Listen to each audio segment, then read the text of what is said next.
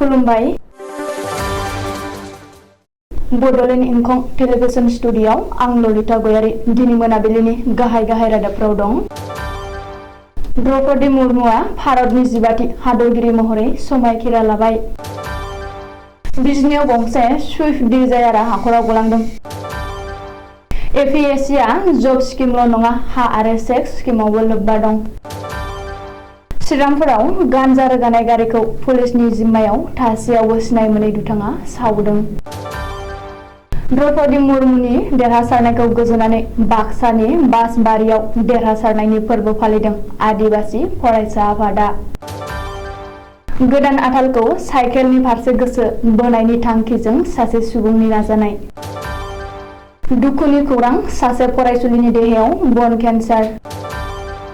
सानजारि नोगोर 4 नं बालिगरा गामिनि सासे आबादारिया 50 निफ्राय 200 कुइन्टेल रनजित माइनि जोलै दिहुनो।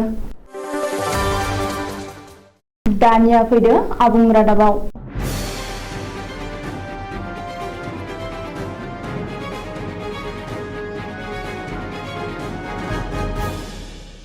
भारत हादरनि 12थि हादरगिरि महरै समायखिरा लाबाय द्रौपदी मुर्मुआ। संसद भवननि सेन्ट्रेल हलाव खुंनाय मेहेरगोनां हाबाफारियाव दिनै द्रौपदी मुर्मुआ भारतनि 12थि हादरगिरि महरै समायखिरा लादों। गोदानै भारतनि हादरगिरि महरै सायख'जानाय द्रौपदी मुर्मुखौ दिनै सुप्रिम कर्टनि गाहाय बिजिरगिरि एन.पि. रमन्नाया समायखिरा लाहोदों। मख'नो गोनांदि द्रौपदी मुर्मुआ दुइसिन बैसोनि हादरगिरि आरो भारत उदांस्रिनि उनाव जोनोम मोननाय गिबिसिन हादरगिरि महरै जारिमिनाव सोरजिजाबाय। द्रौपदी मुर्मुआ दिनै भारतनि 12थि हादरगिरि महरै समायखिरा लानायनि उनावनो हादरनि नोगोरारिफोरजों फोनांजाबदों। हादरगिरि द्रौपदी मुर्मुआ नोगोरारिफोरजों फोनांजाबनानै बुंदों दि उदां भारतआव जोनोम मोननाय आं हादरनि गिबिसिन हादरगिरि। उदां भारतनि नोगोरारिफोरजों लोगोसे जोंनि उदांस्रि सोमावसारग्राफोरनि सिमां मिजिंखौ जों जाफुंहोनो नाजानांगोन। बबेखानि हादरगिरि मासिनि थाखाय सायख'जानाया आंनि हारसिङै जाफुंसारनाय नङा, बियो भारत हादरनि साफ्रोमबो गोरिब थाखोनि सुबुंफोरनि जाफुंसारनाय। आं हादरगिरि महरै सायख'जानायानो फोरमान खालामो दि भारत हादराव गोरिब सुबुंफोरा सिमांल' सुजुनो हाया, बे सिमांखौ जाफुंहोनोबो हायो। गोरिब नखराव जोनोम मोननाय सासे फिसाजोआबो संबिजिरनि जौसिन मासियाव जिरायनो हायो होननानै हादरगिरि द्रौपदी मुर्मुआ बुंदों। मख'नो गोनांदि बे हाबाफारियाव बारग' हादरगिरि रामनाथ क'विन्द, लेङाइ हादरगिरि एम भेंकाया नायडु, गाहाय मन्त्रि नरेन्द्र मदि, लक सभानि बुंथिगिरि ओम बिरला, मिरु मन्त्रि सभानि केबिनेट मन्थ्रिफोर, गुबुन गुबुन रायजोनि रायजो बेंगिरिफोर, गिबि मन्थ्रिफोर, मोन्नैबो सदननि एमपिफोर, मिरु सोरखारनि गोजौ थाखोनि मावख'गिरिफोर आरो भारतारि रौनियानि गोजौ थाखोनि अफिसारफ्राबो बाहागो लायो। बेखौबो मख'नो गोनांदि द्रौपदी मुर्मुआ आदिबासी हारिनिफ्राय फैनाय भारत हादरनि गिबिसिन हादरगिरि। चिरां जिल्लानि बिजनीआव गिख्रंथाव लामा जाब्रबथाय, गंसे सुइफ्ट डिजायारआ आबुं दै थानाय गोथौ हाखराव गलांदों। बिजनीनि उलुबारि पुराखला लामायाव बे जाब्रबथाया जादों। बे जाब्रबथायाव 7 सुबुङा खुनुरुखुमै जिउ रैखा मोनदों। रिपर्ट बादिब्ला लामाजों थांबाय थानाय समावनो ड्राइभारआ गारिखौ सामलायनो हायैआव सुइफ्ट डिजायारआ आबुं दै थानाय गोथौ हाखराव गलांदों।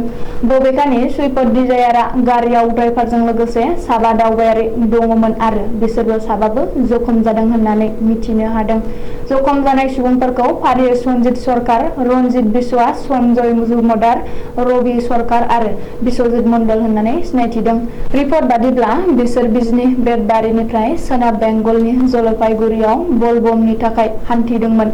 उननि समाव ट्रेक्टरजों बोना सुइफ्ट डिजायारखौ गोथौ हाखरनिफ्राय बोखांनाय जायो। 2013 मायथाइनि एपिएससि लुथिनाय जाथायनि सायाव आयेनारि जुजिनाय जागायफिनदों। एपिएससिनि लुथिनाय जाथायखौ नायबिजिरनायाव रायजो सोरखारनि थासारिया गाज्रि। 2013 मायथाइनि नायबिजिरनायनि रिपर्टखौ थांनाय 2 एप्रिल खालि गथायबाय, नाथाय रायजो सोरखारा चिफ सेक्रेटारिनि दैदेननायाव दाना होनाय कमिटिआ दासिमबो रिपर्ट होआखै। रिपर्ट गथायनाया गोजाननि बाथ्रा, दासिम गांसेबो उदां नटिस जारि खालामाखै। बे बाथ्राखौ बुंदों फाइट एगेइन्स्ट इनजास्टिस अफ एपिएससि मानस प्रतिम बरुवाया। मख'नो गोनांदि फाइट एगेइन्स्ट इनजास्टिस अफ एपिएससिआ दाबि खालामनाय बादिब्ला आसाम पाब्लिक सार्भिस कमिसन सुंद'यै एपिएससिनि लुथिनाया जब स्किम एबा थिसनथाइ होनायनिल' नङा। एपिएससिआ आयेन बेरेखायै हा दखल खालामनाय आरो सेक्स स्किमावबो लोब्बा दं। बबेखानि आयेन बेरेखायै साख्रि लानाय सा 34 मावफारियाफ्रा दासिमबो साख्रि मावगासिनो दं। बिनि सायाव सोरखारा जेबो राहा लायाखै होननानैबो बुंनायजों लोगोसे बावैसो गिबि मन्थ्रिया होनाय बानबुंथियाबो साननो गोनां आरो एपिएससि नायबिजिरनायनि सायाव गिबि मन्थ्रिहा जेबो दिदोमथि गैया होननानैबो गौथुमा अजद होदों। बबेखानि सासे बिजिरगिरिनि नायबिजिरनायखौबो बिजेपि सोरखारा बेसेन होआसै होननानैबो फाइट एगेन्स्ट इनजास्टिस अफ एपिएससिआ बुंदों। कक्राझार जिल्लानि गसाइगाव महकुमा श्रीरामपुराव 31 नं हादरारि राजा लामायाव सिमलटापु थानानि पुलिसआ हमनानै पुलिसनि जिम्मायाव दोननाय गान्जा रोगानाय ट्राकखौ सोरबा सिनाय मोनै दुथाङा अर सावनानै होदों। मख'नो गोनांदि रबिबारखालि सिमलटापु पुलिसआ HR 55R 5137 नम्बरनि गंसे ट्राकखौ सिग्रोमनानै मोन 72 थफ्लायाव गासै 815 किल'ग्राम गान्जा बोखांनो हादोंमोन। बे हमनानै मोननाय गान्जानि बेसेनखौ पुलिसआ गासै 1 कौटि रांनि जागोन होननानै साननानै लादोंमोन। बे बिथिङाव पुलिसआ गारि ड्राइभार राम बिस्वास आरो हेन्डीमेन पिन्टू मिश्रखौबो सिमलटापु पुलिसआ एरेस्ट खालामदोंमोन। नाथाय अब्लाबो सोरबा दुथाङा गारियाव थानाय फोरमानखौ होखोमोरनो थाखाय ट्राकखौ सावदों होननानै सिमलटापु पुलिसआ सन्देह खालामदों। बाक्सा जिल्लानि सालबारि महकुमानि बेन्दोङाव थानाय फातेमाबाद साहा बागाननि गेलेग्रा फोथाराव बमा बेफ्रुहोनानै मोसायै मोसायै खुसिजों रंजादों आदिबासि समाजा। आदिबासि हिन्जाव हौवा गासैबो सुमुर मोसानानै गोजोननायजों रंजादों। आदिबासि समाजनिफ्राय देरहासार जानो हानाय द्रौपदी मुर्मु जिन्दाबाद, आदिबासि जिन्दाबाद, हामे एसटि देना होगा बायदि स्लगान होयो।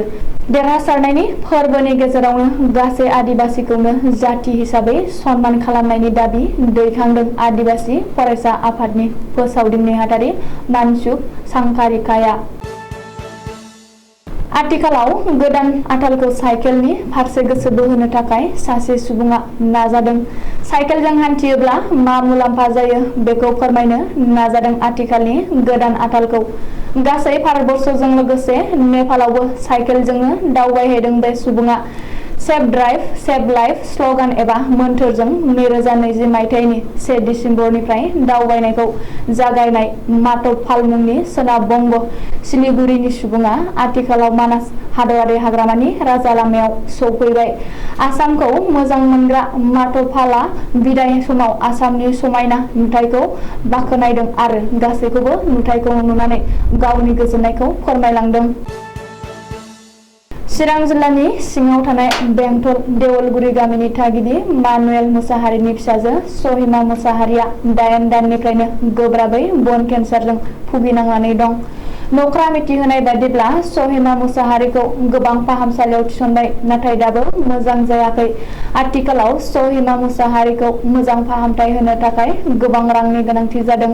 बेनिखायनो न'खरा सरकार आरो रायजो राजाफोरनि मदद नागिरदों।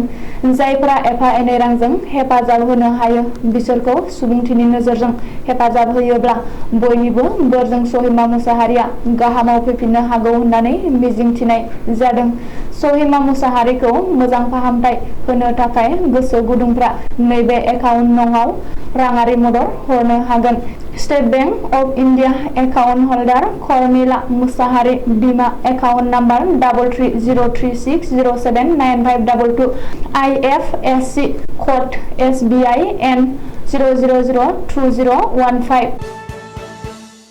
धेमाजि जिल्ला सिमेन्ट सापरि सानजारि नोगोरनि 4 नं बालिगरा गामिनि लाइमोन आरो गोख्रों आबादारि धनेश्वर बसुमतारिया माइ जोलैनि थाखाय बोसोरब्रैनिफ्रायनो 60 बिगा हायाव रनजित साब 1 माइनि आबाद मावबोबाय थादों आरो 50 निफ्राय 200 कुइन्टेल सिमहालागै आबादारि धनेश्वर बसुमतारिया रनजित साब 1 माइनि आबादनि फसलखौ जोलै खालामनानै सोरखारनो साप्लाय खालामबोदों। मख'नो गोनांदि बिथाङा सिगां बोसोरफोराव फ्राय 200 कुइन्टेल माइखौ जोलैनि थाखाय साप्लाय खालामबोदोंमोन, नाथाय देग्लाय बोथोरनि माखासे जेंनानि थाखाय 50 कुइन्टेल टार्गेट खालामनाय जादों।